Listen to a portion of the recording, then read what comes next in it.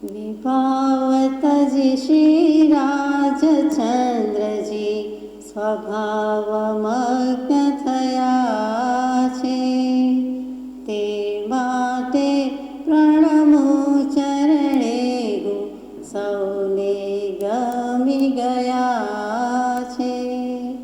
તે પદ પ્રાપ્તિ જે જન ઈચ્છે તે તો તેને ભજશે. થઈ લઈલીન પરાભક્તિમાં સર્વ વિભાવો તજશે. વિભાવતજી શ્રી રાજચંદ્રજી સ્વભાવમગ્ન થયા છે. સત્શ્રુતને નમસ્કાર, અસીમ ઉપકારી આત્માને નમસ્કાર, તારક ત્રિપુટીને નમસ્કાર, મહાવિત્રોને નમસ્કાર, મહાવિત્રો સમાન મુરબ્બીઓ, મુક્ષોને નમસ્કાર. પરમ કૃપાળુ દેવપ્રણીત વચનામૃતજી અંતર્ગત મોક્ષમાળા શિક્ષા પાઠ 40. 37, 38 અને 39માં શિક્ષા પાઠમાં આપણે સામાયિક સંબંધી યથાશક્તિ વિચારણા કરી. આજે શિક્ષા પાઠ 40. છેલ્લે વાત હતી કે સામાયિક એક આવશ્યક છે, પહેલું આવશ્યક છે. તો જીનાગમમાં ઠેર ઠેર 6 આવશ્યકની આજ્ઞા છે. પહેલું સામાયિક, બીજું 24 સંથો, ત્રીજું વંદના, ચોથું પ્રતિક્રમણ, પાંચમું કાવ્યોત્સર્ગ અને છઠ્ઠું પ્રત્યાખ્યાન પચખાણ. કેટલીક વખત શબ્દ ફેર છે, ધ્યાન મુકાય છે. છેવટની અવસ્થા આત્માની એકાગ્રતા, આત્માની સ્થિરતા, આત્માની સ્વસ્થતા અને છેવટની અવસ્થા તે આત્મધ્યાન. તો પહેલું સામાયિક આવશ્યક એની આપણે 7 નહીંથી પણ વિચારણા કરવાની હતી અને બને તેટલી વિચારણા કરી છે. અત્યારે એમાં નહીં જતા આગળ જઈએ છીએ. તે આજનો પાઠ છે શિક્ષા પાઠ 40, પ્રતિક્રમણનો વિચાર. પ્રતિક્રમણ એટલે સામું જવું, સ્મરણ કરી જવું, ફરીથી જોઈ જવું, એમ એનો અર્થ થઈ શકે છે. જે દિવસે જે વખતે પ્રતિક્રમણ કરવા બેઠા તે વખતની અગાઉ તે દિવસે જે દોષ થયા છે તે એક પછી એક જોઈ જવા અને તેનો પશ્ચાતાપ કરવો કે દોષનું સ્મરણ કરી જવું વગેરે સામાન્ય અર્થ પણ છે. અહીંયા પ્રતિક્રમણ શબ્દનો અર્થ બતાવ્યો છે કે પ્રતિક્રમણ એટલે સામું જવું, સ્મરણ કરવું, ફરીથી જોઈ જવું. તો ખરેખર પ્રતિક્રમણનો અર્થ શું થાય? આ શબ્દથી, વ્યાકરણથી, ભાષાથી મૂક્યો છે. ક્રમ સંસ્કૃતમાં એક ધાતુ છે. સંસ્કૃતમાં ક્રિયાપદને, વર્ગને ધાતુ કહેવાય છે. એટલે એમાં ક્રમ છે. તો ક્રમ એટલે ગતિ કરવી, ક્રમ એટલે જવું. અહીંયા પ્રતિ ઉપસર્ગ લાગી ગયો, પ્રતિ વત્તા ક્રમ થયું એટલે અર્થ બદલાઈ ગયો. ગમે ત્યારે ઉપસર્ગ આવે એટલે અર્થ બદલાઈ જાય. તો અહીંયા પ્રતિ વત્તા ક્રમ તો ગતિ કરવી, જવું. એમાંથી શું આવ્યું? તો કે જવું તો ખરું, પણ જ્યાં હતો ત્યાંથી પાછું આવવું. જવું, પાછું આવવું એટલે કે પાછું વળવું. તો ક્યાં હતો જીવ? તો કે હોવો જોઈએ સ્વભાવમાં, તો સ્વભાવમાં રહ્યો નહીં. સ્વભાવ તો છે જ, પણ સ્વભાવથી એ વિભાવમાં જતો રહ્યો, પરભાવમાં જતો રહ્યો. એટલે કે આત્માએ આત્મભાવની મર્યાદા ઓળંગી દીધી, પોતે પોતાને ઉલ્લંઘી ગયો, પોતે પોતાની આજ્ઞામાં, મર્યાદામાં, રેખામાં જે લિમિટ આંકી હતી તેમાં ન રહ્યો અને ક્યાં ગયો? તો પરભાવ, પરદ્રવ્ય, વિભાવ. એ વિભાવમાં ગયો તો વિભાવમાં ગયો, જેટલો ઊંધો ગયો, જેટલો ખોટો ગયો, ત્યાંથી એણે રિવર્સ લેવું જોઈએ, પાછું આવવું જોઈએ. તેનું નામ પ્રતિક્રમણ. એટલે સ્વસ્થાન છોડીને, સ્વભાવ છોડીને વિભાવમાં ગયો તો ત્યાંથી તરત જ દોરી પાછી ખેંચીએ છીએ કે ભાઈ બેન ખોટે રસ્તે છે, જૂઠા માર્ગે છે, અવળો ગયો, વિપરીત ગયો, જુદી દિશામાં ગયો, દેહભાવમાં ગયો, સંસાર ભાવમાં ગયો, લોકભાવમાં ગયો. તું મોક્ષ માર્ગમાં જવા માટે પાછું આવ. આત્માનું વાસ્તવિક સ્વરૂપ તો સમ્યક દર્શન, સમ્યક જ્ઞાન, સમ્યક ચારિત્ર રૂપી રત્નત્રયુક્ત મોક્ષ માર્ગ છે, બીજું નથી. એ ત્રણેય જોવું, જાણવું ને દેખવું, જોવું, જાણવું ને આચરવું, એ જ સમ્યક દર્શન, જ્ઞાન, ચારિત્રનો સીધો સાદો અર્થ છે. અને એમાં રહ્યા સિવાય શું કામ પરમાં ગયો, પરદ્રવ્યમાં ગયો, પરભાવમાં ગયો? તો સ્વભાવથી વિભાવમાં ગયો, એમાં સ્વભાવ મૂકી દીધો એટલે કે સ્વભાવના આધારે જ ગયો. સ્વભાવ તો રહ્યો જ, મૂક્યો, મુકાતો નથી. 436-38માં પત્રમાં કૃપાળદેવ લખીએ કે સમતા, રમતા, ઉરજતા, જ્ઞાયકતા, સુખભાસ, વેદકતા, ચૈતન્યતા એ સબ જીવ વિલાસ. એ આદિ સમસ્ત સ્વભાવ છૂટવા ઘટતા નથી. જીવના સ્વભાવ હોવાથી, ગુણ હોવાથી, લક્ષણ હોવાથી એ છૂટી શકતા નથી, છોડી શકાતા નથી, મૂકી શકાતા નથી. તો પછી સ્વભાવ મૂકી શકાય એમ તો છે નહીં. તો સ્વભાવ તો છે જ. એના આધારે એનો જ ટેકો રહીને, એના જ અવલંબનને, એને જ પશ્ચાત ભૂમિકામાં રાખીને, એક બાજુ કોરાણે મૂકીને એ બીજા ભાવમાં ગયો તે તેની ભૂલ. અનાદિકાળની આપણી આ ભૂલ, ઉપયોગ ચૂકી ગયો તે ભૂલ, મૂળભૂત ભૂલ, બીજભૂત ભૂલ. આત્મા વિભાવ પરિણતિમાં જ રહ્યો છે. સ્વભાવમાં એક સમય પણ આવ્યો નથી. આ ક્ષમાપનાના પત્રમાં વાંચ્યું આપણે 128માં કે અંતર્જ્ઞાનથી સ્મરણ કરતાં એવો કોઈ કાળ જણાતો નથી, એવા સાંભળતો નથી કે જે કાળ કે જે સમયમાં આ જીવે સંકલ્પ વિકલ્પનું રટણ ન કર્યું હોય અને એ વડે સમાધિ ન ભૂલ્યો હોય, એ વળી વૈરાગ્યને આપે છે, મહાવૈરાગ્યને આપે છે. એટલે અનંત પૂતગલ પરાવર્તન, અનંતકાળથી પરિભ્રમણ, એમાં એક સમય પણ સ્વભાવમાં આત્મભાવના ભાનમાં આવ્યો નથી, સ્વ ઉપયોગમાં આવ્યો નથી. એ ભૂલ છે. એને કારણે રજળપાટ છે. શું કામ નથી આવ્યો એ વિચારવાનું છે. તો સ્વભાવથી વિભાવમાં જવું એ અતિક્રમણ છે. અને વિભાવમાં ગયો તો સહી ભલે ગયો, પણ ત્યાંથી તરત જ પાછું વટી જવું અને પોતે પોતાના સ્વભાવમાં રહેવું, તે માટેનું જે કાંઈ અનુષ્ઠાન ક્રિયા આવશ્યક તે પ્રતિક્રમણ છે. એટલે વિભાવ સ્વભાવ વિના થઈ શકતો નથી. સ્વભાવ તો છે જ, આધાર તો તે જ છે, પણ પછી બીજામાં પડી જાય છે, પરભાવ વિભાવમાં જાય છે. તે ન થવા દેવું અને સ્વસ્વભાવમાં રહેવું, તેનું નામ પ્રતિક્રમણ. એ જ વસ્તુને હેમચંદ્રાચાર્યજી જેવા હેમચંદ્રાચાર્યજી યોગશાસ્ત્રમાં જુદી રીતે મૂકે છે કે શુભ યોગેભ્ય અશુભ યોગાંતરમ ક્રાંતસ્ય શુભેશુ એવ ક્રમણાત પ્રતિપમ ક્રમણમ ઇતિ પ્રતિક્રમણમ. એટલે કે અશુભ યોગમાં જતો રહ્યો. પહેલાં કંઈક સારું કરતો હતો, સારા ભાવમાં હતો, ઠેકાણે હતો, સ્થિર નહોતો, પણ શુભ ભાવમાં હતો. શુભ ક્રિયા, શુભ પ્રવૃત્તિ, શુભ ભાવ અને શુભ યોગ, એમાંથી બહાર નીકળીને અશુભ યોગમાં, અશુભ ક્રિયામાં, એમાં કંઈક પ્રવર્તનમાં કર્યું તો એને જે સંક્રાંતિ કાળ થઈ, ટ્રાન્ઝિશન પીરિયડ આવ્યો, તો ત્યાંથી પાછો લાવવો. ફેરફાર તો થયો, શિયાળા પછી ઉનાળો, ઉનાળા પછી ચોમાસું. તો અત્યારે શિયાળા ઉનાળાનો ટ્રાન્ઝિશન પીરિયડ, ઋતુ બદલાઈ, હવામાન બદલાયું અને તકલીફ થઈ.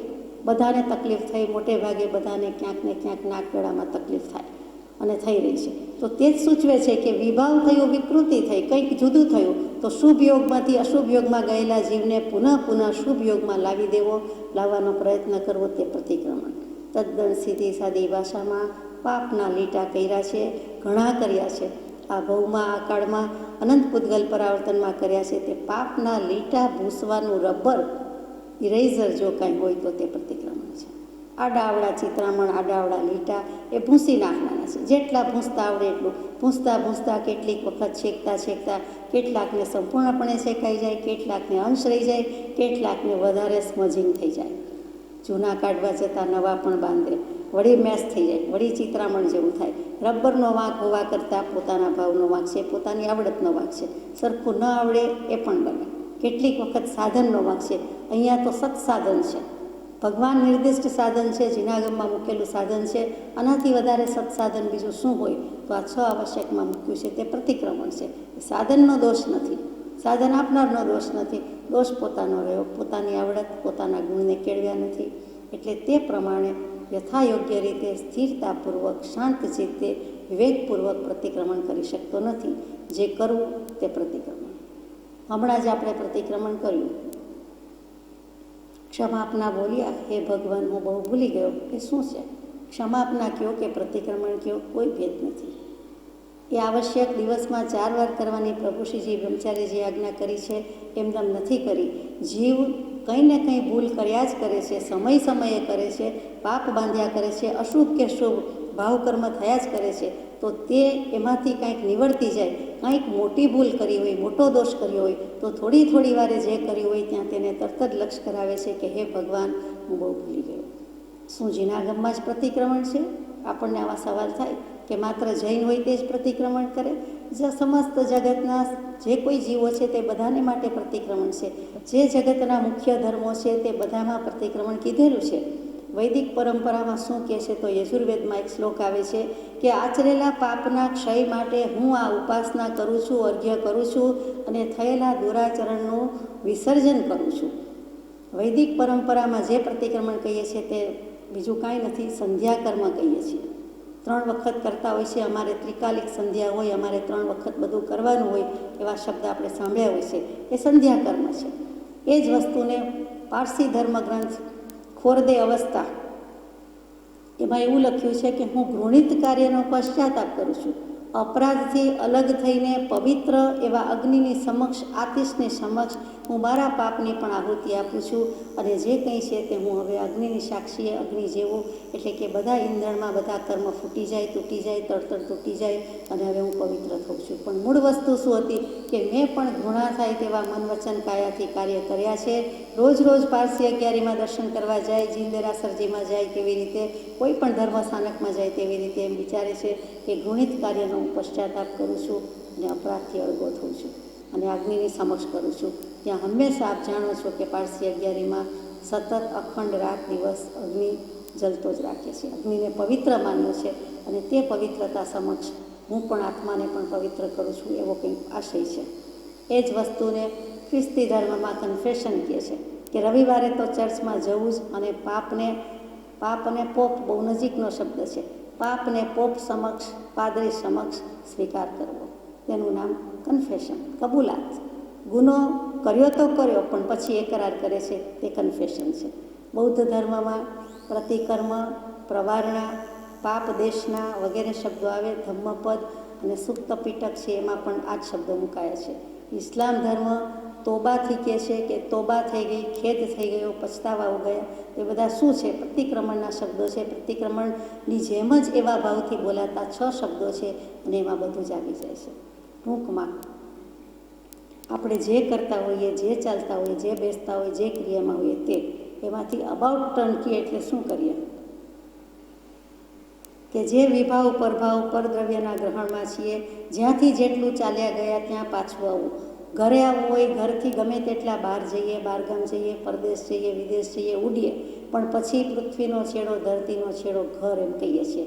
ગમે તેવું હોય, ફૂટપાથ પર સૂવાનું હોય તો પણ છેલ્લે તંબુમાં અથવા તો ફૂટપાથ પર આવી ગયા, ઘર પર આવી ગયા એમ થાય. એ ઘર શું કામ? મફતમાં, ફ્રી ઓફ ચાર્જ એમ કે પ્લેનમાં ઉડ્યા જ કરવાનું છે, રાત અને દિવસ. તો 7 દિવસના અંતે તો કદાચ થાકી જ જાય કે ઘરે જવું છે, હવે આકાશમાં રહેવું, ઉડવું નથી, ભલે ફ્રી ઓફ ચાર્જ હોય, મારે ઘરે જવું છે. એમ ગમે ત્યાં પોતાનાથી અધિક ઉજ્જવળ કે વધારે સુવિધાભર્યા સંયોગમાં જાય તો પણ પાછું છેલ્લે ઘરે આવે છે. ભગવાન પણ એ જ કહે છે કે કેટલા વખતથી રજળપાટ કરી છે, મનને ઠેકાણે રાખ્યું નથી.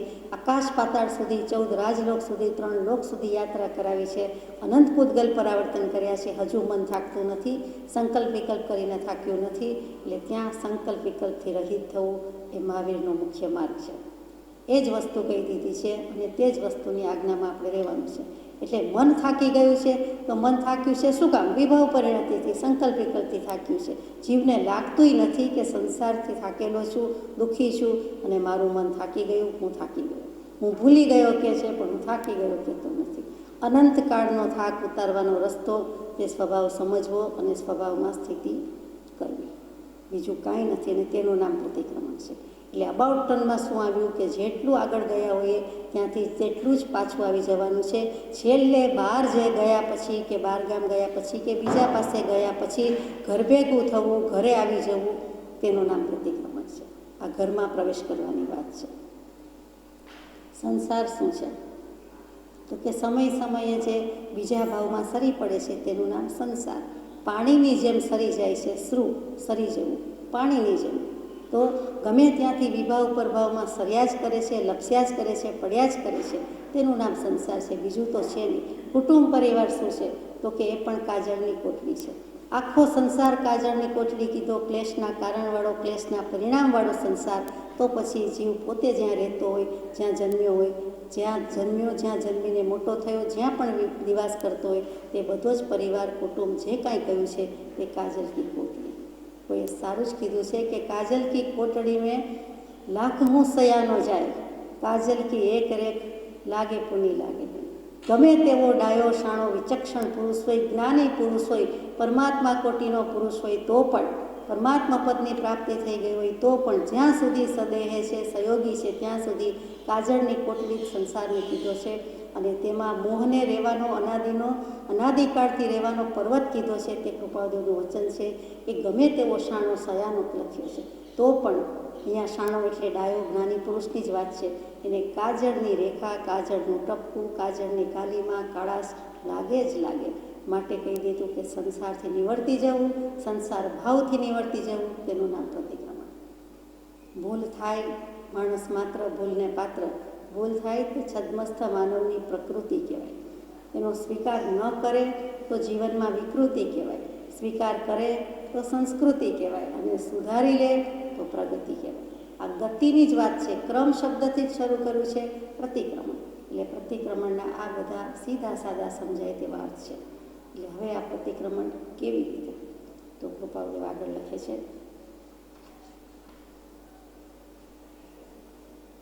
ઉત્તમ મુનિઓ અને ભાવિક શ્રાવકો સંધ્યાકાળે અને રાત્રિના પાછળના ભાગમાં દિવસે અને રાત્રે એમ અનુક્રમે થયેલા દોષનો પશ્ચાતાપ કે ક્ષમાપના ઈચ્છે છે.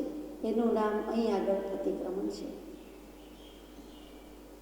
ઉત્તમ મુનિઓ અને ભાવિક શ્રાવકો સંધ્યાકાળે એટલે સાંજે પણ કરે છે અને રાત્રિના પાછળના ભાગમાં દિવસે કે રાત્રે જે કાંઈ દોષ થયા હોય તેની ક્ષમાપના લેવા માટે, આલોચના લેવા માટે જે કાંઈ કરે છે એ પ્રતિક્રમણ છે.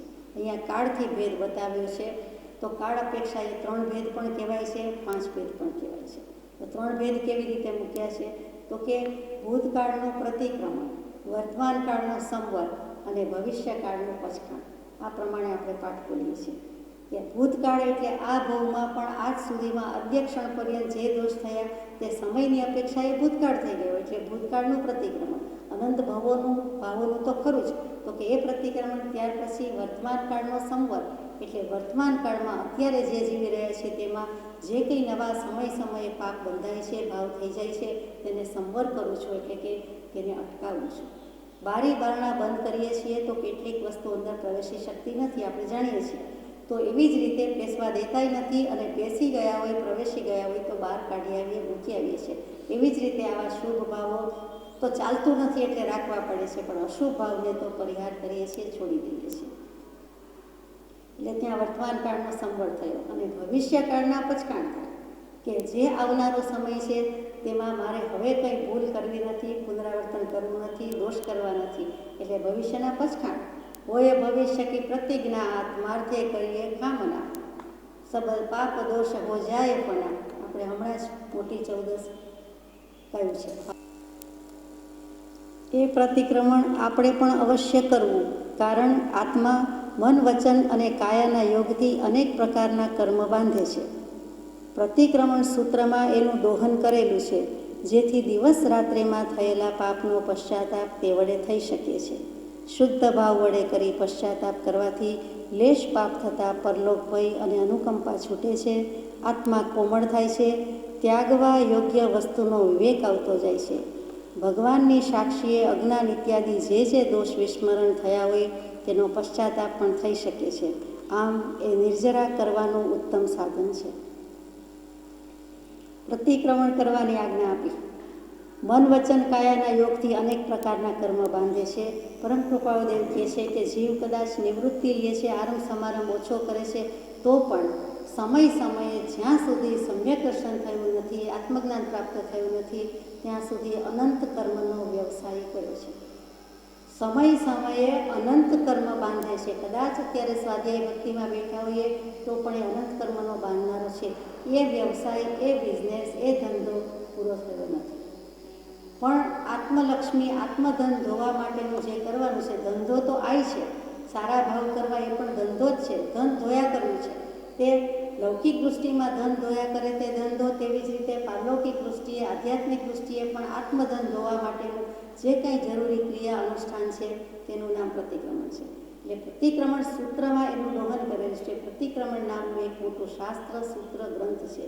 આવશ્યક સૂત્ર છે. સ્થાનકવાસી આમનાયમાં 32 આગમ કહે છે, એમાં છેલ્લું 32મું આવશ્યક સૂત્ર તે બીજું કાંઈ નથી, પ્રતિક્રમણ સૂત્ર છે. આખું આગમ જ છે.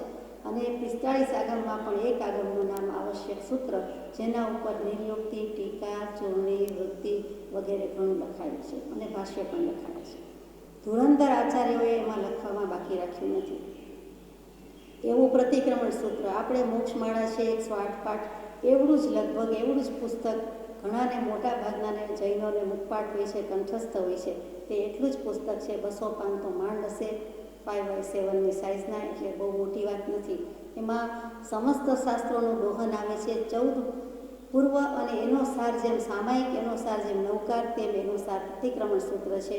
કેમ કે ભૂલો કર્યા કરે છે, દોષો કરે છે, અપરાધ કરે છે, એનું પ્રાયશ્ચિત તો હોવું જોઈએ, એનું કંઈક પછાણ તો કરવું જોઈએ. એટલા માટે જે કાંઈ છે તે પ્રતિક્રમણ સૂત્ર છે. દિવસને રાતમાં જે કાંઈ દોષ થાય છે તેનો પશ્ચાતાપ કરવાનો છે. પશ્ચાતાપનું એટલું શું મહત્વ છે? પશ્ચાતાપ પાછળથી થયેલો તાપ, પાછળથી થયેલું દુઃખ, એટલે પચ્છમ બુદ્ધિ કહેવાય. પહેલેથી વિચારી રાખે નહીં, દીર્ઘ દૃષ્ટિ નહીં, પણ કોમન સેન્સ નહીં, સામાન્ય બુદ્ધિ પણ નહીં, અને પછી ભૂલ થયા કરે તો પાછળથી પણ પછી એ દુઃખ થાય અને સુધારી લે અને ભવિષ્યમાં ન કરે તો વસૂલ છે, સાર્થક છે. હા પસ્તાવો વિપુલ ઝરણું સ્વર્ગથી ઉતર્યું છે, પાપી તેમાં ડૂબકી દઈને પુણ્યશાળી બને છે. પસ્તાવાની વાત આવે અને કલાપીની આ ઉક્તિ પંક્તિ યાદ ના આવે એવું બને જ નહીં. ભગવાનની ક્ષમાપના જેમ ભૂલી ન શકાય, તેમ આ જો સ્કૂલમાં કોલેજમાં ક્યાંય ભણવા વાંચવામાં આવ્યું હોય કે સામાન્યપણે પણ સાંભળ્યું હોય તો યાદ આવે કે ખરી વાત છે કે પશ્ચાતાપની ગંગામાં નાહીને જીવ પવિત્ર જરૂર બને છે. પહેલી ગંગા નદીમાં નાહીને જીવ પવિત્ર બને છે એ માનવું કેટલે અંશે સાચું છે આપ જાણો છો. પણ આ તીર્થમાં નાહીને પસ્તાવારૂપી, પશ્ચાતાપરૂપી કે ક્ષમાપનારૂપી તીર્થમાં નાહીને જીવ જરૂર કોમળ થાય છે, પવિત્ર થાય છે. શુદ્ધ ભાવ વડે કરી પશ્ચાતાપ કરવાથી લેશ પાપ થતાં પરલોક ભય અને અનુકંપા છૂટે છે. સાથે સાથે આત્મા કોમળ થાય છે. ત્યાગવા યોગ્ય વસ્તુનો વિવેક આવતો જાય છે. જે કંઈ ત્યાગવા યોગ્ય છે તે ત્યાગી દેવાનું છે, જાણવા યોગ્ય છે તે જાણી લેવાનું છે, આચરવા યોગ્ય છે તે આચરી લેવાનું છે. તો એ વિવેક થાય છે. એટલા માટે મૂક્યું છે કે પ્રતિક્રમણ કરવું અને ભગવાનની સાક્ષીએ અજ્ઞાન ઇત્યાદિ જે દોષ વિસ્મરણ થયા હોય તેનો પશ્ચાતાપ થઈ શકે છે. આમ એ નિર્જરા કરવાનું ઉત્તમ સાધન છે. નિર્જરાનું આટલું શું મહત્ત્વ છે? તો કે નવતત્વનો જેણે વિચાર કર્યો છે તેને ખબર છે કે નિર્જરાનું શું મહાત્મ્ય છે. કર્મોને જરી જવું, કર્મોને ખરી પાડવા, જેમ કપડું ફાટી જાય છે, જીર્ણ થાય છે અને ચીરે ચીરા ઉડી જાય છે, લીરે લીરા થઈ જાય છે, તેમજ જે અનંત ભૌતિક કર્મ કર્યા છે, કેટલા બધા જૂના થઈ ગયા છે, તે ઉદયમાં આવે છે, એનું ફળ ભોગવવાનું આવે છે, ત્યારે એમ થાય છે કે હવે એની મેળે ફળ દઈને ભોગવીને જતા રહીએ તો સારી વાત છે. નૂતન કર્મ બંધ, જીર્ણ થયેલું કપડું જેમ ચીરા બોલી જાય છે, લીરા ઉડી જાય છે, તેવી જ રીતે આ જે કંઈ અનંતકાળના અથવા તો આ ભવના પણ જે કર્મો છે તે જૂના થયા તો એની મેળે ઉદય આવે, ફળ આપીને જતા રહીએ જુદી વાત છે. પણ તે વખતે નવા કર્મ ન બંધાય એ મુખ્ય જોવાનું છે. તો આ નિર્જરા કરવાનું ઉત્તમ સાધન છે. એટલે નિર્ગત, નિશ્ચિત રીતે, નિયમિત રીતે, નિયત રીતે, નક્કી 100% કર્મો જરી જાય છે, ખરી જાય છે અને તે નિર્જરા તત્વ છે. નવ તત્વમાં છેલ્લું, મોક્ષ પહેલાંનું એ નિર્જરા તત્વ, કે કર્મો જૂના ખપી જાય, નવા ન બાંધે. અનાજની કોઠીમાંથી જે જૂનું સ્ટોર કરેલું હોય 12 મહિનાનું કે ઓછા વત્તા સમયનું, તે પૂરું થતું જાય, નીકળતું જાય, વપરાતું જાય અને નવું ન ભરીએ તો વર્ષના અંતે કે જેટલા સમય મર્યાદા માટે બાંધી હોય, જે કાંઈ ભર્યું હોય તે પૂરું થાય છે. સીધી સાદી સ્વાભાવિક વાત છે, સત્ય ઘટના છે. આ નક્કર સત્ય અહીંયા કૃપાદેવે મૂક્યું છે, જ્ઞાની ભગવંતોએ મૂક્યું છે કે પ્રતિક્રમણ કરવાથી આટલી નિર્જરા થાય છે અને એ નિર્જરા કરવાનું ઉત્તમ સાધન છે. તો પછી આપણે કોઈ દિવસ પ્રતિક્રમણ નહીં કર્યું હોય આટલા વર્ષોમાં, અહીંયા આબોમાં પણ કર્યું છે, પૂર્વે પણ કર્યું છે, જોઈએ તેવું કર્યું નથી. પરમ કૃપાદેવ જેવાએ જે પછાણ લીધા કે હવે થયું તે થયું, અનંતકાળનું પરિભ્રમણ કર્યું 128મા પત્રમાં, છેલ્લે એના પ્રત્યાખ્યાન લઈ શકાય તો પોતે કહ્યું કે લઈ શકાય. એના પ્રત્યાખ્યાન કરીએ તો, અને પરિભ્રમણ નિવૃત્તિના પછાણ લીધા, કર્યા, પાડ્યા, યથાયોગ્ય પાડ્યા, સંપૂર્ણપણે પાડ્યા કે હવે ભવ પરિભ્રમણ નહીં, હવે નવી માં કરવી નથી, બીજો ભવ જોઈતો નથી, બીજો દેહ જોઈતો નથી. અને પરમ કૃપાદેવે ભવ પ્રતિક્રમણ કરી નાખ્યું, અનંત ભવનું પ્રતિક્રમણ કરી નાખ્યું. તો પ્રતિક્રમણનો આટલો મહિમા આપણે વાત કરતા હતા કે નિર્જરા કરવાનું ઉત્તમ સાધન. તો આપણે અનંત ભવમાં કર્યું હોય, આ ભવમાં કર્યું હોય તો કેમ થયું નહીં? તો કે દ્રવ્યથી અને ભાવથી. સ્થૂળ દૃષ્ટિએ, બાહ્ય દૃષ્ટિએ દ્રવ્યથી પ્રતિક્રમણ કર્યું પણ ભાવથી કર્યું નથી.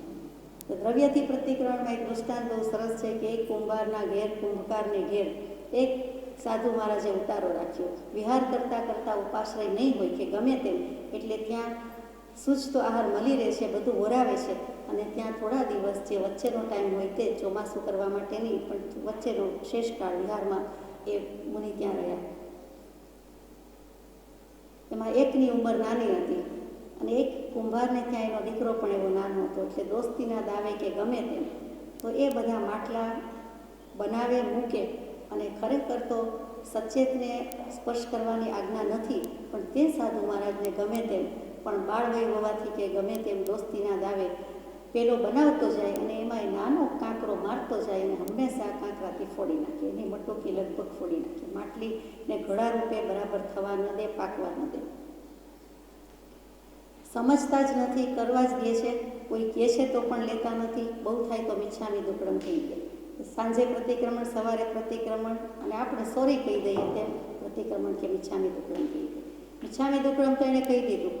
પછી કુંભારના પુત્રને એમ થાય છે કે આને કંઈક બોધપાઠ ભણાવવો જોઈએ, આ માનતા જ નથી, બધા જ ફોડી નાખે છે. એટલે પછી એનો કાન આંબળવાનું શરૂ કર્યું. કાન બરાબર વળ ચડાવીને આંબળે તો કે દુખે છે, મને આવું ન કરવું, મને દુખે છે, આવું મને કરવું જ નહીં, આ કરવાની આજ્ઞા નથી. તો કે તો પછી આ ફોડવાની આજ્ઞા છે.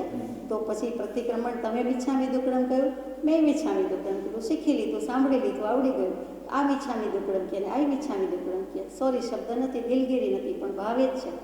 પછી અંતે બોધપાઠ લાગી ગયો કે આ રીતે કરવા યોગ્ય નથી. તમારું મિચ્છામી દુક્કડમ જૂઠું, ખોટું, દ્રવ્યથી ઉપરનું બાહ્ય ઉપલક અને મારું પણ એવું, અને બંને બૂઝી ગયા, બંનેને ફાયદો થઈ ગયો. તો આ દ્રવ્યથી પ્રતિક્રમણની વાત હતી. ભાવથી પ્રતિક્રમણમાં એક સુંદર દૃષ્ટાંત છે, આપ બધા જાણો છો છતાં યાદ આવી જાય કે મહાવીર સ્વામીના સમયની વાત. ઉપાશ્રયમાં વગેરે જ્યાં પણ મહાવીર સ્વામી સમોસર્યા છે ત્યાં બધા દર્શન કરવા જાય છે. દર્શન થાય છે, દેશના થાય છે, દેશના પૂરી થાય છે, બધા સ્વસ્થાને ઘરે આવી જાય છે. એટલે શ્રાવક શ્રાવિકાઓ એમના ઘરે ગયા અને સાધુ સાધ્વીજી ઉપાશ્રયમાં આવી જાય છે. એમાં મૃગાવતીજી અને ચંદનાજી. તો મૃગાવતીજી, ચંદનાજી એટલે ચંદનબાલાની વાત છે, તે જ ચંદનબાલાના શિષ્ય મૃગાવતી. અને બંને દીક્ષા લીધી છે, બંને પણ ગયા છે, બીજા પણ અનેક ગયા છે. તો તે વખતે બધા જ સાંજ પડી જતાં ઘરે આવી જાય છે. પણ સૂર્યચંદ્ર જેવા જ્યોતિષકાયના દેવો તે પોતે પોતાના વિમાનમાં તે દિવસે મહાવીર સ્વામીના દર્શન કરવા આવેલા, અને તેથી સૂર્યચંદ્રની વ્યવસ્થામાં ગાબડું પડ્યું અને ભંગાણ પડ્યું. એટલે ત્યાં રાત પડી ગઈ છે, તો પણ તે સાધ્વીજીને ખ્યાલમાં આવ્યું નહીં કે સાયંકાળ થઈ ગયો, રાત પડી, મારે ઘરે જવું જોઈએ. એટલે મૃગાવતીજી ત્યાં ને ત્યાં રહ્યા. બીજા બધા સમજીને ચાલ્યા ગયા, પણ મૃગાવતીજીને એવો ખ્યાલ ન રહ્યો, ઉપયોગ ન રહ્યો. એટલી સ્થિરતા વિશેષ હોય કે ગમે તેમ એક પાછળ રહી ગયા, બાકી રહી ગયા. પછી ખરેખર સૂર્યચંદ્ર દર્શન કરીને જતા રહ્યા, એટલે પાછું જેમ હતું તેમ થઈ ગયું. એટલે ખબર પડી કે આ તો લગભગ મોડી રાત થવા આવી છે ને હવે મારે જલ્દી ઘરે ઉપાશ્રય જવું જોઈએ. એટલે તરત જ ઉપાશ્રયમાં આવે છે. ઉપાશ્રયમાં આવી અને ચંદનાજીની પાસે એ ઊંઘમાં છે, લગભગ ઊંઘમાં છે, છતાં હજી નથી આવ્યા, એટલે કદાચ અડધા જાગતા છે. અને ત્યાં એ દિલગીરી બતાવવા માટે મિચ્છામી દુક્કડમને પાપ દોષને આલોચે છે. અને ચંદનાજીએ પહેલાં તો સીધું જ કહી દીધું કે અહો, આ આટલું મોડું અવાય, આ ઉત્તમ કુળના સાધ્વીજીને શોભે છે, આ જૈન સાધ્વીજીને શોભે છે, આ આપણો આચાર છે, વગેરે વગેરે ઘણું બધું કહી દીધું. અને ત્યાં મૃગાવતીજી સાંભળી લે છે. પછી ખરા ભાવથી પશ્ચાતાપ કરે છે. તે વખતે પશ્ચાતાપના શબ્દો કે ભાવ સાંભળવા માટે ચંદનાજી નથી. એ ત્યારે નિદ્રાધીન થઈ ગયા છે. એમનું ઊંઘમાં ગયું એટલે એમણે સાંભળ્યું નથી, અને એ ખરેખર ઊંઘી ગયા. અને આ બાજુ મૃગાવતીજીને થાય છે, પરમ જાગૃત છે કે આટલું એક તો ત્યાં મોડું કર્યું, મારો અપરાધ છે, દોષ છે, મને સમજ ન પડી, ખબર ન પડી. અને હું જ્યાં દિલગીરી દર્શાવું છું તો ગુરુજી સાંભળતા નથી, ગુરુની મારા કંઈ મને દાદ દેતા નથી કે કન્સિડર કરતા નથી. એટલે વધારે ને વધારે પશ્ચાતાપ કરે છે, વૈરાગ્ય ભાવ આવે છે. તો વૈરાગ્યની શ્રેણીમાં ચડતા ચડતા ચડતા કેવલ જ્ઞાન થઈ ગયું. તે પસ્તાવો કરતાં કરતાં, ક્ષમાપના લેતા લેતા, હજુ ચંદ્રાજી તો ઊંઘમાં જ છે અને એમને કેવલ જ્ઞાન થયું. અને કેવલ જ્ઞાનના પ્રતાપે એમ દેખાયું કે ત્યાં એક સાપ આવી રહ્યો છે. આ ચંદ્રાજીનો હાથ આવી રીતે છે, તો આ સાપ ચોક્કસ એમના હાથને દંશ દઈ દે છે. એટલે જ્ઞાનથી દેખાયું છે, અંધારું છે ઉપાશ્રયમાં, પણ એ જ્ઞાનથી જણાયું દેખાયું એટલે એમનો હાથ સરખો કરવાનો પ્રયત્ન કરે છે. એ ચેષ્ટા કરે છે ત્યાં ચંદનાજી જાગી જાય છે અને ચીડાય છે કે હજુ પણ તને ઊંઘ નથી આવતી અથવા હજુ પણ હેરાન કરે છે કે શું થયું? તો કે મને માફ કરજો, હું દિલગીરી જ ક્ષમાપના જ દર્શાવતી હતી, વિછામી દુક્કડમ જ કહેતી હતી. ત્યાં આલોચના લેતા લેતા આ સાપ દેખાયો એટલે આપનો હાથ મેં આ બાજુથી આ બાજુ મૂક્યો છે. તો પૂછે છે કે મને તો સાપ દેખાતો નથી, અંધારામાં તને સાપ દેખાઈ ગયો? એટલે સદ્ભુત વચનનો કે અસદ્ભુત વચનનો, સાચું છે કે ખોટું, પણ શાસ્ત્રીય ભાષામાં પૂછે છે. ત્યારે મૃગાવતીજી કહે છે, હાજી, સદ્ભુત વચનનો કેવળ જ્ઞાન થયું છે, જ્ઞાનમાં જણાયું છે, અને હું આપની કૃપાથી, આપના પસાયે, દેવગુરુ પસાયે, આપના પસાયે, અને આ જે જણાયું છે એના આધારે હું આપને કહું છું. એટલે તરત જ ચંદનાજી એમની ક્ષમાપના લેવા લાગે છે. અને વળી કેવળ જ્ઞાન થયું હોવાથી, બધાને ખબર પડી હોવાથી, દેવદુંદુભીથી માંડીને બધું થયું એટલે મૃગાવતીજીએ, ચંદનાજીએ મૃગાવતીજીની ક્ષમાપના લીધી. અને એક ક્ષમાપના લેતા લેતા ચંદનાજીને પણ કેવળ જ્ઞાન થયું છે. શું ગુરુની અને શું શિષ્ય, આ શું ગુરુ અને શું શિષ્ય, આ સંબંધો જગજાહેર છે, જૂના જાણીતા છે. બોધપાઠ પણ એટલો જ મશહૂર છે. આપણે પણ એમાંથી બોધ લેવાનો છે કે આ નિર્જરા કરતાં કરતાં, પશ્ચાતાપ કરતાં કરતાં નિર્જરાનો ક્ષય, કર્મોનો ક્ષય થઈ ગયો, સંપૂર્ણ નિર્જરા થઈ. એટલે ત્યાં સવિપાકી ને અવિપાકી નિર્જરા, અવિપાકી તો થયા કરતી હોય પણ અહીંયા સકામ નિર્જરા થઈ ગઈ. યત્નપૂર્વક, પ્રયત્નપૂર્વક, ઇરાદાપૂર્વક, ભાવપૂર્વક, શુદ્ધ ભાવપૂર્વક, શુદ્ધ ઉપયોગના અનુસંધાનથી શુક્લ ધ્યાનની શ્રેણી અને તરત જ કેવળ જ્ઞાન. તે મહાત્માઓને, તે સત્પુરુષોને ધન્ય છે. એ ક્ષમાપનામાં આટલું બળ છે. એમને એમ કંઈ આ પુરુષોએ, પરમ કૃપાળદેવ પ્રભુશ્રીજી બ્રહ્મચારીજીએ આ 7 અભક્ષ વ્યસનનો ત્યાગ અને આજ્ઞા ભક્તિના 3 પાઠ નથી મૂક્યા. ક્ષમાપનાનું મહાત્મ્ય જેવું તેવું નથી. દરરોજ પ્રતિક્રમણ અને દિવસમાં 4 વાર પ્રતિક્રમણ, તે ક્ષમાપનાનો પાઠ. આગળ જઈએ. એનું આવશ્યક એવું નામ છે. આવશ્યક એટલે અવશ્ય કરીને કરવા યોગ્ય. એ સત્ય છે. તે વડે આત્માની મલિનતા ખસે છે. માટે અવશ્ય કરવા યોગ્ય જ છે. અવશ્ય, જરૂરથી, ચોક્કસ કરવા માટે જે કાંઈ કીધું છે તે આવશ્યક છે. આપણે વ્યવહારમાં અવશ્ય બોલીએ છીએ. પરમાર્થમાં ભગવાન એમ કહે છે 5 ઇન્દ્રિય અને 6ઠા મનને વશ થવા સિવાય જે કાંઈ કરવું તે આવશ્યક છે. 5 ઇન્દ્રિયના હોવ્યાપણામાં દોષ નથી. 5 ઇન્દ્રિયના વિષયમાંય દોષ નથી. 5 ઇન્દ્રિયના વિષયમાં સારી માઠી રીતે આપણે પ્રવર્તન કરીએ છીએ તે આપણો દોષ, તે ભૂલ, તે અપરાધ. કાન સાંભળવાનું કામ કરે છે, આંખ જોવાનું કામ કરે છે, એવી રીતે બધી ઇન્દ્રિયો હોવી અને ઇન્દ્રિયો એના પોતાના ફંક્શન કે રોલ ભજવે એમાં ખોટું નથી. પણ એમાં જે આપણો આત્મા જ એનો જ ઉપયોગ વિચાર કરીને, વિકલ્પ કરીને, મનન કરીને મનરૂપે થાય છે. અને ત્યારે તે સારું માઠું, સાચું ખોટું, સારું ખરાબ કર્યા કરે છે. તે ભૂલ છે, બાકી કોઈ ભૂલ નથી. અને તે ન થવા દેવી તે પ્રતિક્રમણ છે. અને થઈ તો તેને આલોચી લેવી એટલે પ્રતિક્રમણ. 6 આવશ્યકમાં કયા? પહેલું સામાયિક કહ્યું, બીજું 24 સંતો એટલે કે જે લોકસમાં 24 તીર્થંકર દેવના નામ બોલીએ છીએ તે, અને ત્યાર પછી વંદના કહી, ઉત્કૃષ્ટ ભાવથી વંદના કરીએ તો એ પણ આવશ્યક છે. અને ચોથું મૂક્યું છે તે પ્રતિક્રમણ છે. એટલે જેવી તેવી વાત નથી. બધા જ જ્ઞાની ભગવંતોએ એકી અવાજે 6 આવશ્યકની જ વાત મૂકી છે. શ્વેતાંબરામનાયના શાસ્ત્ર વાંચો કે દિગંબરામનાયના વાંચો. દિગંબરામનાયમાં મૂલાચાર નિયમાસારમાં સુંદર રીતે સામે પ્રતિક્રમણનું સ્વરૂપ સમજાવ્યું છે. એ આમનાયમાં નથી એમ નથી, કોઈ કરે નહીં એ જુદી વાત છે, પણ મૂકેલું તો છે જ. સાયંકાળે જે પ્રતિક્રમણ કરવામાં આવે છે તેનું નામ દેવસીય પરિક્રમણું એટલે દિવસ સંબંધી પાપનો પશ્ચાતાપ. અને રાત્રિના પાછલા ભાગમાં જે પ્રતિક્રમણ કરવામાં આવે છે તે રાઈ પરિક્રમણું કહેવાય છે. દેવસીય અને રાઈ એ પ્રાકૃત ભાષાના શબ્દો છે. એ વખતે પ્રાકૃત એટલે નેચરલ, સ્વાભાવિક ભાષાનું નામ થયું. પણ તે વખતે એટલે કે મગધ દેશની ભાષા તે માગધી, અર્ધમાગધી. અને બિહારમાં એટલે કે મહાવીર પ્રભુ જ્યારે વિચરી રહ્યા હતા ત્યારે જે ભાષા સ્વાભાવિકપણે બોલાતી હતી તે દેશી કયો, સ્વાભાવિક કયો, ગામઠી કયો, સંસ્કૃત કયો, પ્રાકૃત કયો, જે કેવું હોય તે એક જ ભાષા અને તેનું નામ પ્રાકૃત ભાષા. પછી હવે આપણે સમજ્યા કે પ્રાકૃત ભાષામાંથી 5 પ્રકારે ભાષા કહી, તે માગધી, અર્ધમાગધી, પિશાચી, સૌશેરી અને એક 5મી છે. આ માગધી ભાષાના 5 પ્રકાર થયા, પ્રાકૃત ભાષાના 5 પ્રકાર થયા. પણ તે વખતે મગધની ભાષા હોવાથી માગધી કયો, અગર તો સ્વાભાવિક જે બોલાતું હતું તે પ્રાકૃત ભાષા.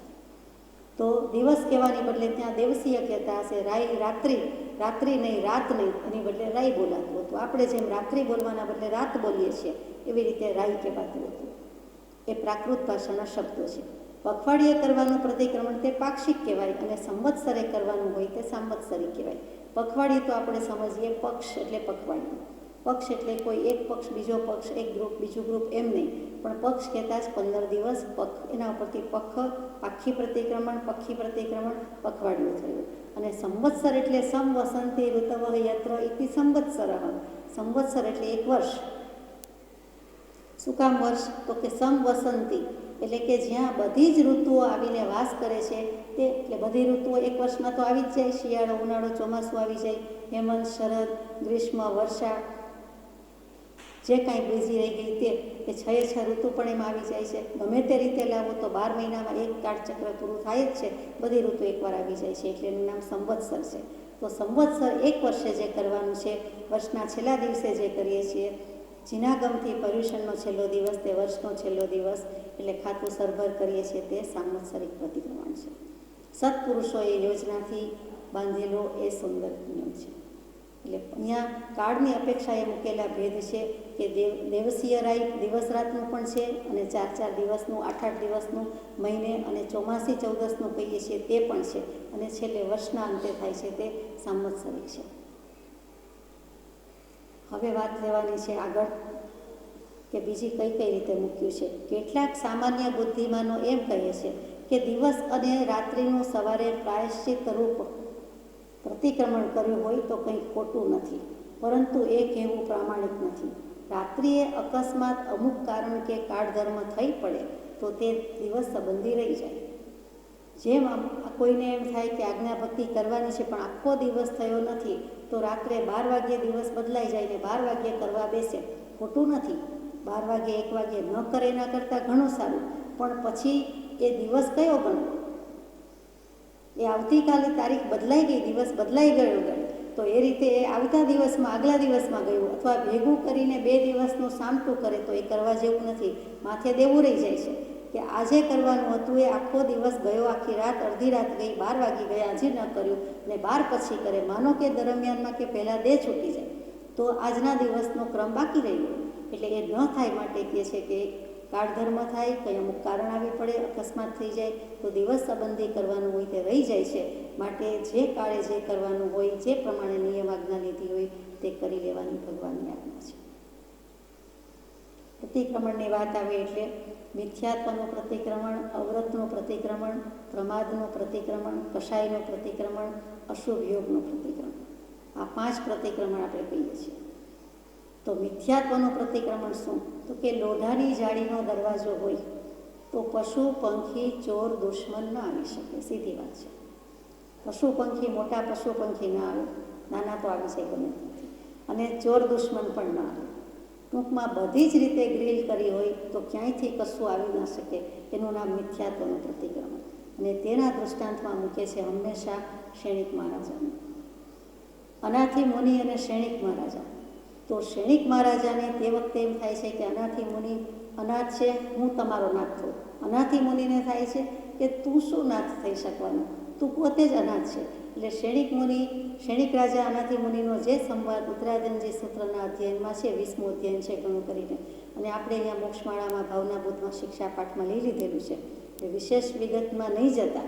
પણ શેણિક રાજાને અનાથી મુનિએ જે અશરણ ભાવના સમજાવી દીધી અને શેણિક રાજાને બરાબર અંગીભૂત થઈ ગઈ, તેનું નામ પ્રતિક્રમણ છે. મિથ્યાત્વનું પ્રતિક્રમણ, કે તેને લાગ્યું કે અહો હું મિથ્યા માન્યતામાં જ વાંચ્યો, મને થયું કે મને કોઈના શરણની જરૂર નથી, હું રાજા, હું જ બીજાને શરણભૂત થઈ શકું એમ છું. પણ અનાથી મુનિના સંવાદથી ખબર પડી, સદબોધથી ભાન આવ્યું આ જીવને, સદગુરુના ઉપદેશથી આવ્યું અપૂર્વ ભાન, નિજ પદ નિજમાં હી લયું, દૂર થયું અજ્ઞાન તેમને લાધી ગયું, બોધાઈ ગયું કે હવે હું આત્મા પરાત્માનો નાથ થયો. ઘરે જતાં પહેલાં એમ બોલીને જાય છે આનાથી મુનિ સમક્ષ ક્ષણિક મહારાજા કહે છે કે મારી બધી મિથ્યા માન્યતા હતી, હવે હું પરાત્માનો નાથ થયો. પરાત્મા શું? બીજાનો આત્મા નહીં, પણ શ્રેષ્ઠ આત્મા. હું મારા આત્માનો નાથ થયો, સ્વામી થયો, માલિક થયો. મને મારું જ શરણ છે. નિશ્ચયથી તો આત્માને આત્માનું જ શરણ છે. વ્યવહારથી હું આપનું શરણ ગ્રહણ કરું છું. એટલે વ્યવહાર સે હે દેહ દેવજીન, નીચે સે હે આપ. એહી વચન સે સમજ લે જિંદ પ્રવચન કી છા. અનન્ય શરણના આપનાર પરમ કૃપાળુ દેવ પ્રગટ સદા. એનું આશ્રય, એનું શરણ આપણે લીધું છે, પણ એ તો કહે છે કે તને તારું જ શરણ છે. નિશ્ચયથી તારામાં મારામાં કોઈ ભેદ નથી. પણ આપણે વિનયથી વ્યવહારથી કહીએ છીએ કે ભગવાન આપનો ઉપકાર, આપના શરણે પડ્યા છીએ, આપના આશ્રય આવ્યા છીએ. તો ત્યાં ક્ષણિક રાજાએ મિથ્યાત્વનું પ્રતિક્રમણ કર્યું કે અનંતકાળનું મિથ્યાત્વ હતું તે ગયું. એટલે જે શ્રદ્ધા, રુચિ, સમ્યક પ્રતીતિ, તો કે સત્પુરુષના આચરણની સમ્યક પ્રતીતિ, અનાથી મુનિ જેવા સત્પુરુષ, એ સદગુરુ, એની જે એને પ્રતીતિ થઈ, એમાં જે શ્રદ્ધા થઈ એ પુરુષ પ્રતીતિ, એ સામાન્ય શ્રદ્ધા અને એ સમ્યક દર્શન જેવી તેવી નહોતી. અને પછી મહાવીર સ્વામીના સામિપ્યમાં એમને ક્ષાયિક સમ્યક્ત્વની પ્રાપ્તિ થઈ. પણ પ્રથમ સમ્યક્ત્વ દેવ શું, ગુરુ શું, ધર્મ શું, સાચો દેવ, સાચો ગુરુ, સાચો ધર્મ, અને મારે કોનું શરણું લેવા જેવું છે. ચત્તારી શરણમ પવજ્જામિ, પણ કયા 4 શરણા છે? એનો બોધ ક્યાંથી, એનું દાન ક્યાંથી, એનું ભાન ક્યાંથી? તો એવું બધું આનાથી મુનિ થકી અને પછી પોતાનો ભાવ લાગ્યો. એટલે તેણે ખરા અર્થમાં મિથ્યાત્વનું પ્રતિક્રમણ કર્યું. લોઢાની જાળીના દરવાજા જેવું પ્રતિક્રમણ, કે બીજું બધું હવે આવી શકતું નથી. એક મિથ્યાત્વ ગયું તો મોટી વાત છે. બીજું મૂક્યું છે અવ્રતનું પ્રતિક્રમણ. એ નાની મોટી તારની જાળી, વાયરની જાળી કરે છે. માખી પણ ના આવી શકે, મચ્છર પણ ના આવી શકે, ક્યાંયથી એક પણ આવી શકે નહીં. બીજું ઘણું છે, હવા આવી શકે છે, હજુ હવા દ્વારા જે કંઈ ધૂળ, રજકણ બધું આવી શકે છે, પણ અવ્રતનું પ્રતિક્રમણ. મિથ્યાત્વ પછી બીજો જ શબ્દ, બીજો જ નંબર છે અવ્રતનું પ્રતિક્રમણ. એટલે આ બધા ભાવ આવતા નથી. એમાં કોનું દૃષ્ટાંત મૂકે છે? પ્રદેશી રાજા એટલે પરદેશી રાજા એક થઈ ગયા, આપ જાણો છો. સૂર્યકાંતા રાણી અને પરદેશી રાજાનું દૃષ્ટાંત જગ જાહેર છે. કદાચ વ્યાખ્યાન સારું છાયા વખતે લઈ લીધું છે તો એમાં આવી જશે. તો પરદેશી રાજાના 13 છઠ પણ ઘણા કરે છે. એટલે કે 2 ઉપવાસ અને 1 પારણું. કે પરદેશી રાજાના છઠ એ રીતે જ ઓળખાય છે, જેમ અઠ્ઠાઈ કહેવાય છે, સોળભથ્થું કહેવાય છે, માસ ક્ષમણ કહેવાય છે, તેવી રીતે. તો તે વખતે અવ્રતનું પ્રતિક્રમણ કરે છે. કોઈ રીતે પ્રદેશી રાજાનું નામ જ, બીજું નામ જ નાસ્તિક રાજા. ધર્મ, કર્મ, પુણ્ય, પાપ, આસ્થા, શ્રદ્ધા, ભગવાન કાંઈ માને વાને નહીં, એવા એક પ્રદેશી રાજા. પછી એક વખત સૂર્યકાંતા રાણી ઉપરથી મોં ઉતરી જાય છે અને ત્યાર પછી જે ડાયલોગ ચાલે છે એમાં કહે છે કે દેહને આત્મા ભિન્ન છે એમ બધા કહે છે, પણ મારે દેહને આત્મા ભિન્ન છે એમ કેવી રીતે માનવું? આટલા બધા જંતુને મારી નાખ્યા, જીવડાને મારી નાખ્યા, પેટીમાં પૂરીને મારી નાખ્યા, સળગાવીને મારી દીધા, અને કે ક્યાં આત્મા અમર છે? દેહને આત્મા જુદા ક્યાં છે? બંને સાથે જ જતા રહે છે. એટલે આમાં 2 જુદા છે હું માનતો જ નથી. અંતે એને બોધ લાગે છે. કેશી સ્વામીનો સંવાદ સુંદર છે, એ પણ ઉત્તરાધનજી સૂત્રમાં સુંદર મુકાયેલું છે. અને ત્યાર પછી બોધ લાગી જાય છે.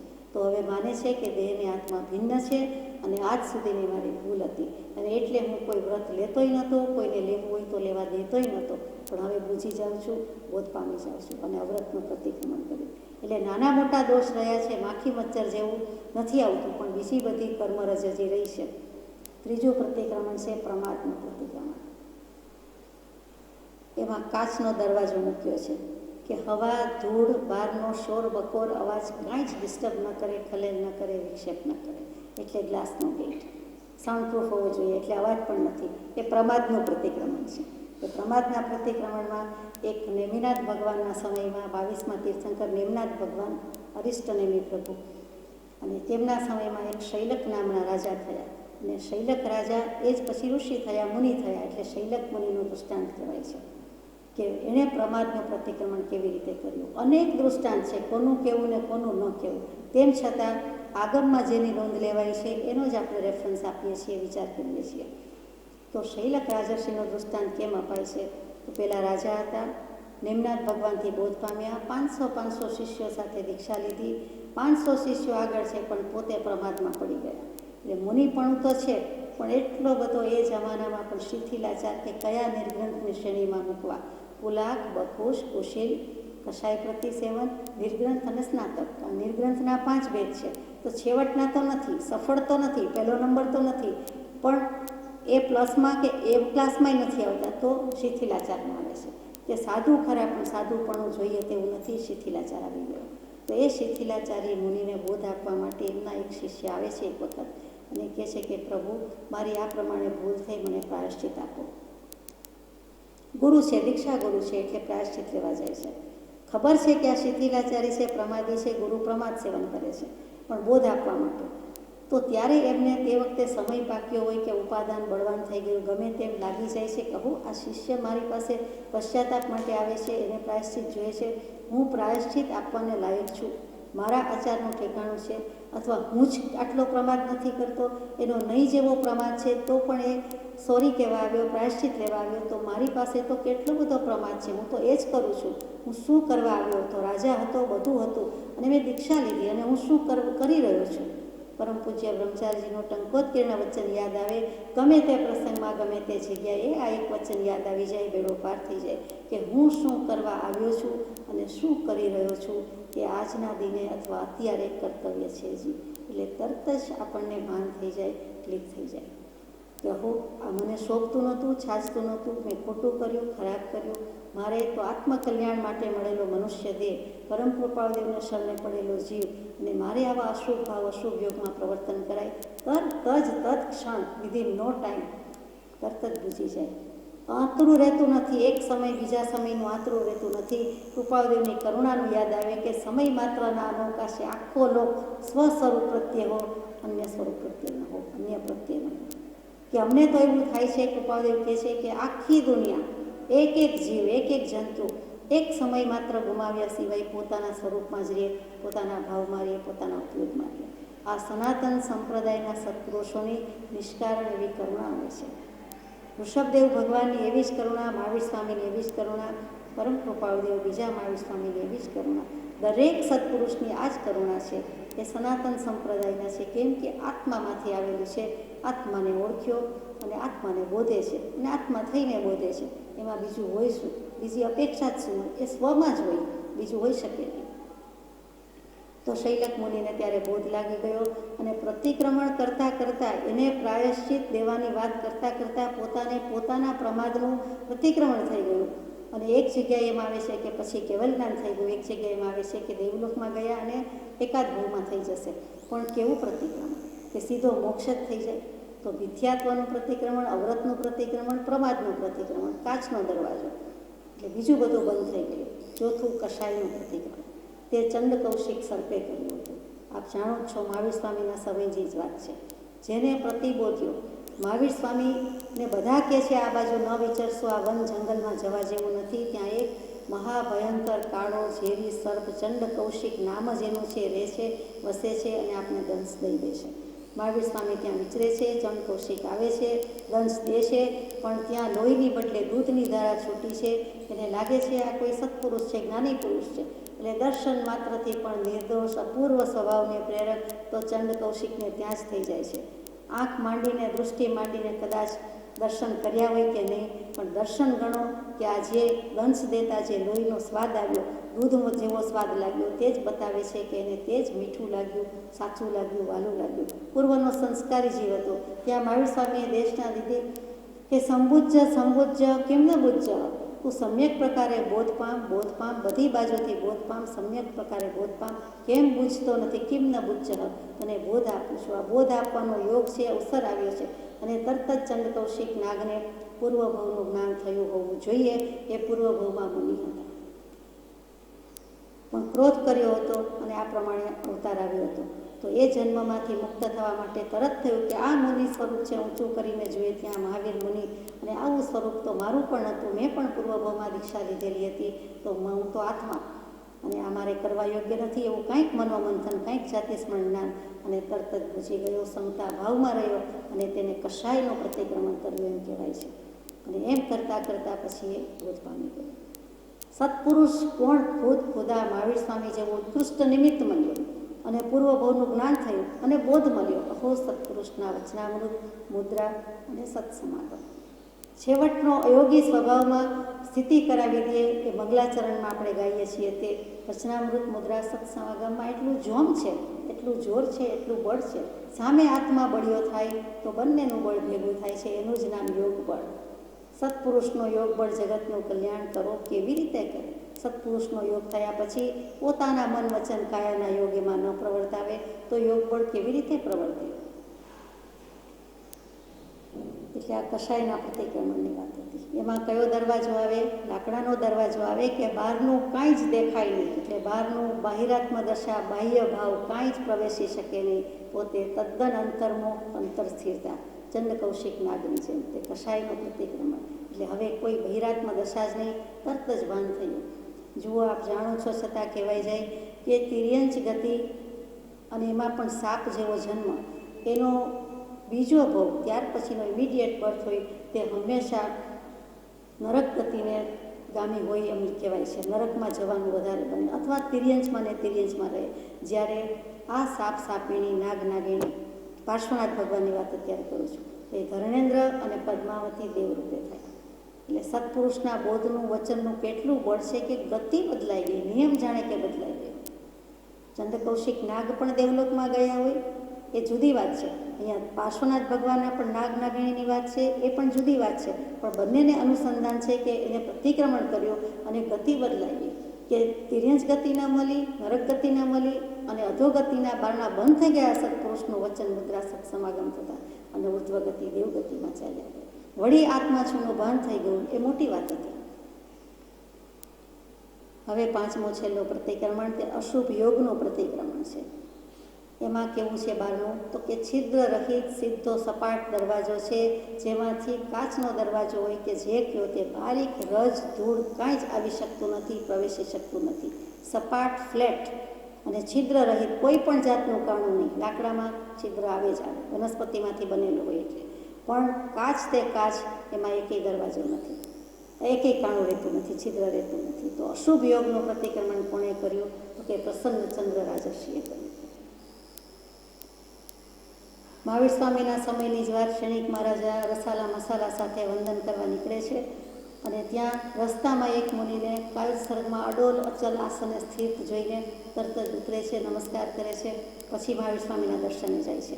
મહાવીર સ્વામીને સમવસણમાં પૂછે છે કે હો આવી અડગતા, મેરુ પર્વત જેટલી અચલતા, નિષ્કંપતા કાયોત્સર્ગમાં છે કે કેમ? એ જળ છે કે જીવતી જાગતી ચૈતન્ય મૂર્તિ છે? ખબર ન પડે એવા મુનિના દર્શન કર્યા.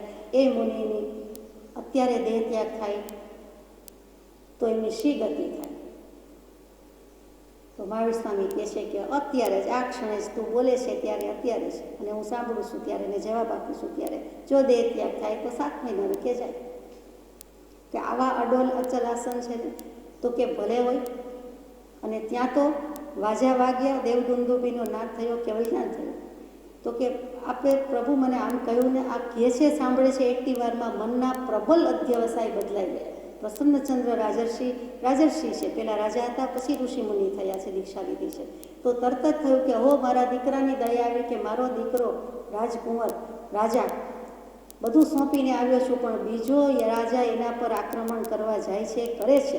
કાયોત્સર્ગમાં એવા ભાવ આવે છે, કાયોત્સર્ગમાં લીન છે, બાહ્ય રીતે આટલી લીનતા છે, પણ મનની મનોસ્થિતિ જુઓ, મનના પરિણામ જુઓ, તો એને કાંઈ રખે થઈ તો નહીં જાય અથવા એ હારી તો નહીં જાય. હું હોત તો આટલી સૂચના સલાહ માર્ગદર્શન આપત અથવા આમ કંઈક કરત, એવા કંઈક ભાવ આવ્યા છે. એટલે દીકરાની દયા, મોહ દયા તે વખતે મુનિપણામાં, અને એક બાજુ શુક્લ ધ્યાન પ્રગટે એવી દશા થવું છે ને ત્યાં મનનું તો કાંઈ ઠેકાણું નથી. આનું નામ છે ને અધ્યવસાય. આટલી બધી હદે ખોટી દિશામાં ગયા તો મહાવીર સ્વામી કે 7મી નરકે જઈને પડે. તરત જ વિચાર કરે, જવાબ આપે, ત્યાં તરત જ અધ્યવસાય બદલાઈ ગયા. અને અહો આ મને સાજે છે, હું મુનિ છું, હું દેહાદિક સ્વરૂપ નથી, એની બદલે અત્યારે હું રાજા થઈને વર્તું છું. મેં આવા ભાવ કરી નાખ્યા અને તરત જ શ્રેણી બદલાઈ ગઈ અને 7મા નરકે જવાની બદલે સીધું શુક્લ ધ્યાનની છેલ્લી શ્રેણી અને કેવલ જ્ઞાન પ્રાપ્ત કર્યું. કેવા સંયોગો, કેવા નિમિત્ત! જે અડોલતા અચલતા હતી એ લગભગ છેલ્લા શુક્લ ધ્યાન પછીની હતી એવી જ હતી, પણ એક મન જરાક વાર માટે આમ કરી નાખ્યું તો કે કેવડીના મનોયોગ પણ ચપળ હોઈ શકે છે. કેવડી થઈ ગયા પછી નથી હોતા, પણ કેવલી થયા પહેલાં તો કે એને પણ મનોયોગ ચપળ થઈ શકે પછી એમ કહેવાય છે કે કેવલ જ્ઞાનીને મન હોય છે. તો કે કેવલ જ્ઞાનીને મન નથી એમ કહીએ તો સંગની મનુષ્યને મન છે તો કેવી રીતે અસંગની કહેવાય? એટલે સંગની તો કહેવા પડે, માટે મન છે. તો પછી મન છે તો એનો ઉપયોગ તો સહજ સ્વાભાવિક છે, સંપૂર્ણ આત્માકાર છે. તો મન કેવી રીતે હોય? મનનું કામ તો સંકલ્પ વિકલ્પ કરવાનું છે. તો ત્યાં આગમની વાણીમાં એવો જવાબ છે કે કેવલી પ્રભુ નો સંગની નો અસંગની છે.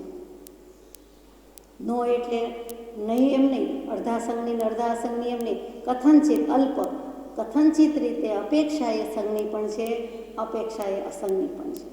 ત્યાં મન વિનાના કીધા છે. મન હોવા છતાં મન પાસેથી કામ ન લેવું એ કેવલી ભગવાન. આત્માનું જ કેવન કર્યા કરે છે, સેવન કર્યા કરે છે. એક સમય આત્માને આત્મા જ છે, આત્મા થઈને જ બેઠેલા છે કે બીજું કાંઈ આવતું નથી. તો પછી એમાં મન આવ્યું નથી. તો અહીંયા અશુભ યોગમાં છિદ્ર રહિત સપાટ દરવાજાની વાત મૂકી છે અને તે રીતે પ્રસન્નચંદ્ર રાજર્ષિ છે કેવલ જ્ઞાન પામી ગયા. આ 5 પ્રતિક્રમણમાં આ જ 5 જ્ઞાનીના દૃષ્ટાંત મુકાય છે. એ બહુ વિચારવા જેવું છે. 1, 2, 3, 4, 5 લખીએ એટલે 12,345 થાય. કરું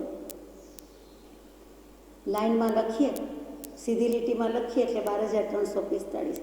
એમાં પહેલું મિથ્યાત્વ છે એટલે કોની કિંમત વધારે થઈ, કોનું મહત્ત્વ છે એને કાઢી નાખીએ તો સીધું 10,000 જતા રહીએ. એકડો જતો રહીએ એટલે 2,345. અને અવ્રત મિથ્યાત્વ અને અવિરતિ 2 જતા રહીએ એટલે સીધા 12,000 ઓછા થઈ ગયા. પછી 345 સાથે જ ફોડી લેવાનું છે. એટલે મિથ્યાત્વ અવિરતિ જતાં પ્રમાદ કશાય અશુભ યોગ તો પછી ઢીલી માટીના ટીફા જેવા છે. મુખ્યમાં મુખ્ય મિથ્યાત્વ ગયું એટલે જાણે બધું કરોડભૂસ થઈને પડે છે. જે કરોડરજ્જુમાં બળ છે, બેકબોનમાં કહીએ છીએ તે, એના મણકામાં કાંઈ થયું તો ડખામંડળ શરૂ. એવી જ રીતે અહીંયા મિથ્યાત્વ ગયું, દર્શનમાં ગયો એટલે પછી ચારિત્ર મોહ તો ઢીલી માટીના ઢેફા જેવું છે. અને એ કરોડરજ્જુ ભાંગી ગઈ, વાંકી થઈ ગઈ, પછી બધેથી બધો કરોડભૂસ થઈને પડી જાય છે. એટલે કે બધા કર્મો ક્ષય થઈ જાય છે. એટલે અહીંયા વિચારવા જેવું છે કે મોટામાં મોટી વાત મિથ્યાત્વ કાઢવાનું છે, મિથ્યાત્વનું પ્રતિક્રમણ કરવાની વાત છે. આપને સવાલ થતો હશે, પ્રતિક્રમણ કોણે રચ્યું, કોણે બનાવ્યું? ઘણાને આજકાલ એમ થાય આપણે પ્રતિક્રમણ લખીએ, પછી થોડું ઘણું સંકલન કરીને લખીએ, છાપે અને પ્રગટ પણ થાય. પણ પ્રતિક્રમણના સૂત્રો જે છે એ કોણે લખ્યા છે? મહાવીર પ્રભુએ લખ્યા છે, ઋષભદેવ પ્રભુએ લખ્યા છે, કોણે લખ્યા છે? તો કે જગતમાં મુખ્ય 2 પદાર્થ અનભિલાપ્ય અને અભિલાપ્ય. અભિલાપ્ય એટલે કહી શકાય તેવા, બોલી શકાય તેવા, અને અનભિલાપ્ય એટલે કહી ન શકાય તેવા. જેટલું આપણા મનમાં હોય તેટલું બધું કહી શકાતું નથી, આપણો અનુભવ છે. તો કહી શકાય તેવા અને ન કહી શકાય તેવા પદાર્થ. એમાં પાછા કહી શકાય તેવા પદાર્થમાં પણ 2 ભાગ પાડે છે કે પ્રજ્ઞાપનીય અને અપ્રજ્ઞાપનીય. તો પ્રજ્ઞાપનીય એટલે જણાવી શકાવા યોગ્ય. જાણ્યા તો બધા જ હોય પણ જણાવી શકાતા નથી, કહી શકાતા નથી અને કોઈને કોઈ રીતે જણાવી શકાતા નથી, એવા પણ કેટલાક પદાર્થ છે. એટલે અભિલાપ્ય, અનભિલાપ્ય, પ્રજ્ઞાપ્ય, અપ્રજ્ઞાપનીય. પછી પ્રજ્ઞાપનીય કે જે જણાવી શકાય તેવા છે તેનો પણ અનંતમો ભાગ જ માત્ર સૂત્રમાં, શાસ્ત્રમાં, ગ્રંથમાં આવી શકે છે. એટલે મહાવીર સ્વામી, તીર્થંકર દેવ એ બધાના મનમાં તો પૂરેપૂરું બધું જ છે, સઘળું એટલે સઘળું જ છે. પણ કેટલુંક લખી શકે, કહી શકે? તો કે અર્થની અપેક્ષાએ તીર્થંકર દેવે જ પ્રતિક્રમણ લખ્યું, બનાવ્યું, આપ્યું કહેવાય. પણ શબ્દની રીતે, સૂત્રની રીતે, ગૂંથણીની રીતે ગણધર ભગવંતોએ રચ્યું કહેવાય. એટલે પ્રતિક્રમણના રચયિતા ગણધર ભગવંત છે, તીર્થંકર ભગવંત નથી. અર્થની અપેક્ષા એ જરૂર છે કે તીર્થંકર દેવે ઓમકાર નાદમાં કે સમવસ્ત્રણની દેશનામાં લીધું તો ગણધરોએ લીધું ને ગૂંથ્યું ને.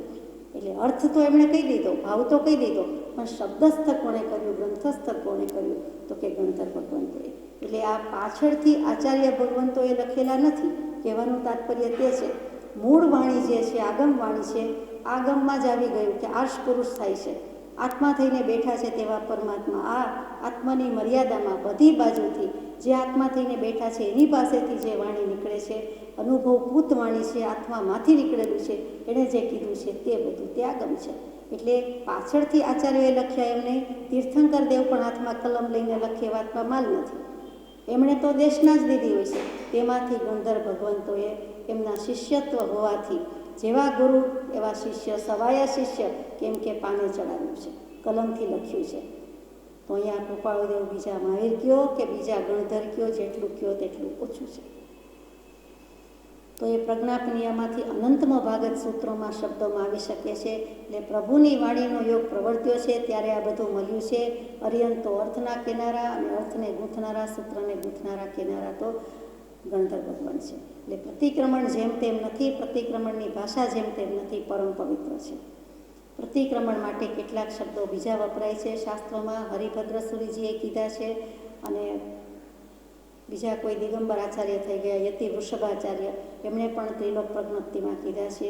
તે પ્રતિક્રમણ, પ્રતિચરણા, પરિહરણા, વારણા, નિવૃત્તિ, નિંદા, ગરહા અને શુદ્ધિ, આ 8 પર્યાય શબ્દ છે પ્રતિક્રમણ માટે જ કહેવાયેલા છે. અંતમાં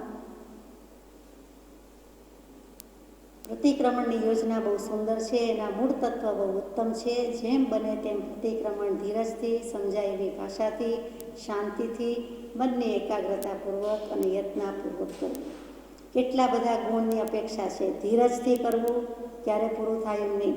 સમજાય એવી ભાષાથી કરવું, શાંતિથી કરવું, મનની એકાગ્રતાથી અને યત્નાપૂર્વક કરવું. અંતમાં આપણે બધા સાથે ગાઈએ.